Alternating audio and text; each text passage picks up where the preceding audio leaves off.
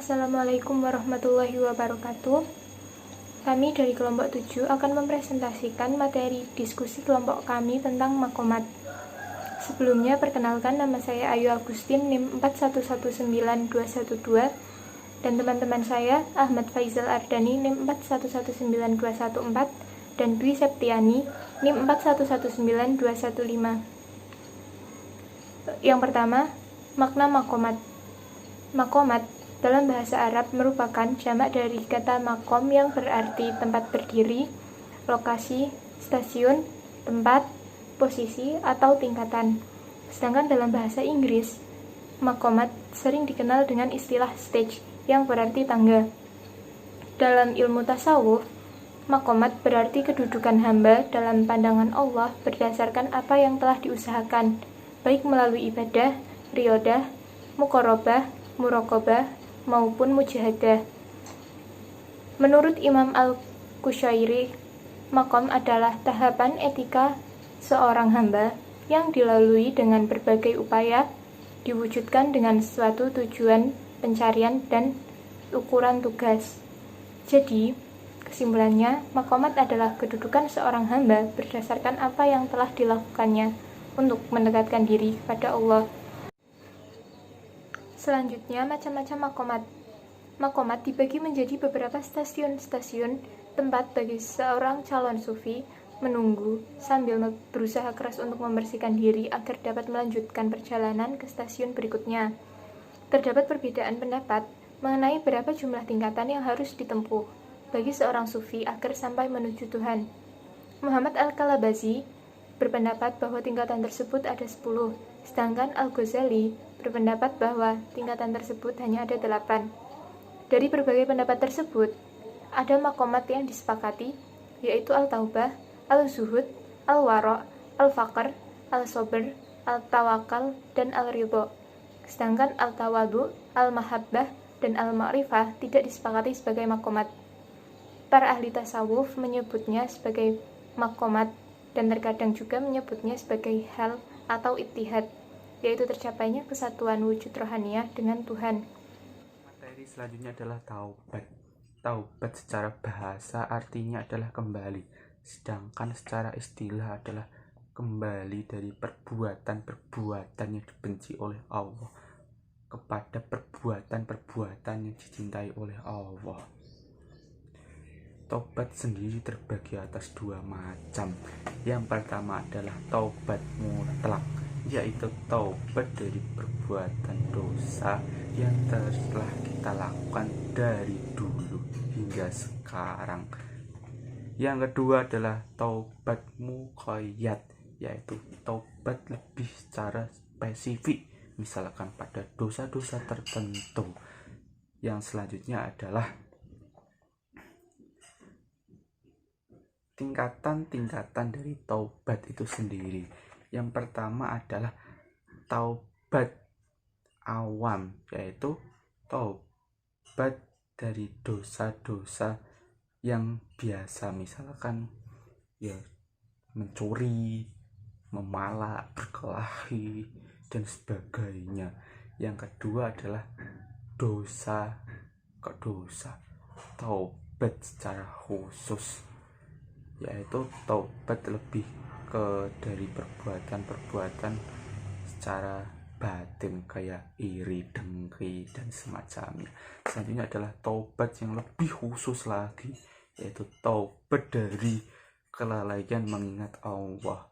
Biasanya taubat ini dilakukan oleh orang-orang saleh ataupun nabi. Lalai aja langsung taubat loh.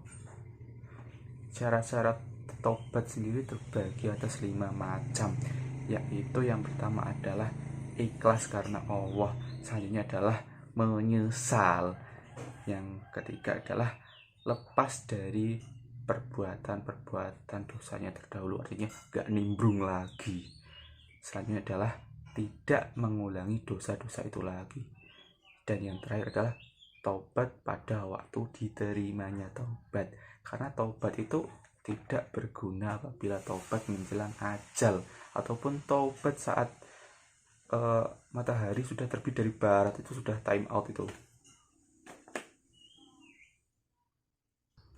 Selanjutnya adalah wara.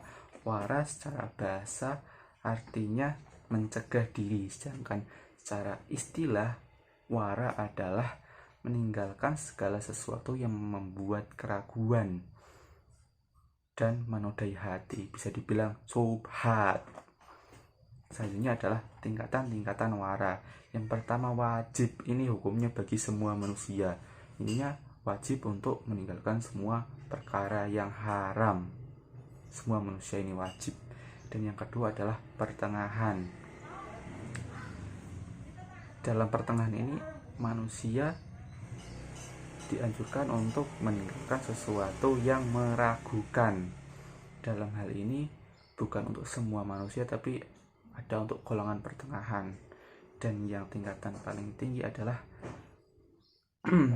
keutamaan, yaitu tidak berlebihan dan mencukupkan kebutuhan pokok seminim mungkin.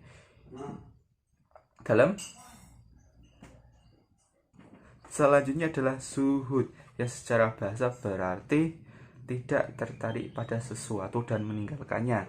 Sedangkan secara istilah adalah mengosongkan diri dari kesenangan-kesenangan dunia dan menggunakannya hanya untuk ibadah. Intinya seperti itu. Selanjutnya adalah tawakal. Tawakal dalam hal ini berarti berserah diri. Berserah diri adalah tindakan menyerahkan diri kepada Allah setelah apa yang kita usahakan. Bisa jadi semacam itu. Ada sebuah keseimbangan antara doa dan usaha. Begitu ya teman-teman. Assalamualaikum warahmatullahi wabarakatuh. Nama saya Dwi Septiani, NIM 411915. Di sini saya akan menjelaskan mengenai praktik pengamalan taubat, zuhud, wara, dan tawakal. Praktik pengamalan di sini berarti bentuk dari pengimplementasian atau penerapan yang dapat kita lakukan dalam kehidupan sehari-hari. Yang pertama, praktik pengamalan dari taubat. Praktik pengamalan taubat yang dapat kita lakukan seperti meninggalkan dosa dengan sekuat hati dan bersungguh-sungguh untuk tidak mengulanginya. Yang kedua, menghindari sesuatu yang dapat mendatangkan dosa seperti mencuri, berzina, ataupun berjudi. Selanjutnya, menyesali perbuatan dosa-dosa yang pernah dilakukan. Dan yang terakhir adalah meminta ampun kepada Allah dan beribadah kepadanya. Selanjutnya, wara, praktik pengamalan yang dapat kita lakukan seperti kita harus selalu berhati-hati dalam bertindak. Hal ini dimaksudkan agar kita selalu mengingat Allah dalam setiap kegiatan yang kita lakukan. Yang kedua, kita harus mampu menjaga anggota tubuh kita dari sesuatu yang hukumnya haram maupun yang belum jelas, seperti mentato atau mentindik tubuh kita, karena itu merupakan sesuatu yang haram. Selanjutnya, zuhud. Praktik pengamalan zuhud yang dapat dilakukan itu seperti kita harus selalu bersyukur terhadap nikmat yang Allah berikan kepada kita. Yang kedua, kita tidak boleh hidup secara bermewah-mewahan maupun berlebihan. Terus selanjutnya, melaksanakan ibadah sunnah seperti puasa Senin Kamis, mengaji, berzakat, bersedekah, dan lain sebagainya. Dan yang terakhir, harta yang kita miliki itu tidak hanya kita gunakan untuk kepentingan dunia, melainkan juga untuk kepentingan akhirat seperti berzakat, bersedekah, infak, dan lain-lain. Yang terakhir, tawakal. Praktik pengamalan tawakal yang dapat kita lakukan seperti menyerahkan segala sesuatunya kepada Allah setelah kita berusaha semaksimal mungkin. Contohnya, ketika akan melaksanakan ulangan, kan sebelumnya kita harus belajar terlebih dahulu. Lalu selanjutnya kita mengerjakan ulangan tersebut dengan kemampuan diri kita sendiri. Dan setelah itu kita menyerahkan hasil ulangan itu kepada Allah karena kita sudah berusaha semaksimal mungkin. Yang kedua, tidak mudah putus asa dan berkeluh kesah. Lalu selalu berprasangka baik kepada Allah. Dan yang terakhir, selalu bersabar ketika mendapatkan cobaan dan bersyukur ketika mendapat kenikmatan. Sekian dari kelompok kami, kurang lebihnya kami mohon maaf. Assalamualaikum warahmatullahi wabarakatuh.